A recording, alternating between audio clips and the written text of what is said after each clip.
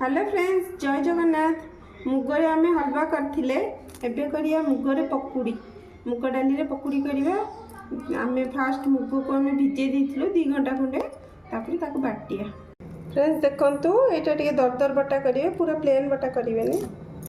Friends देखंतु, एई सब basic मसला पड़िवो, लूण टिके हल्दी। एटा आंब अदा आपन जानथि, मोर तो सबुतरे आंब अदा दरकार, पकुड़ी निश्चिंत। आ एटा हला धनिया गुंड, भृसंग पत्र, धनिया पत्र भी थिले पकई पारे, कि मो पाखे ना, मु चटनी कर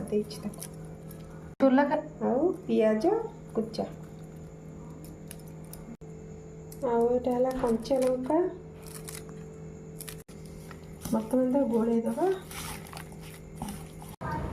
देखते आम तेल तातिला, एवं पकेबा एमती गोल गोल करके पकेबा।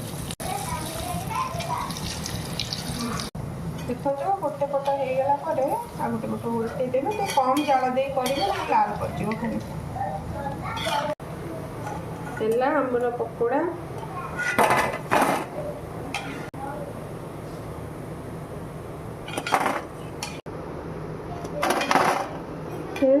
तो आमर होगला, आम प्लेटिंग करवा।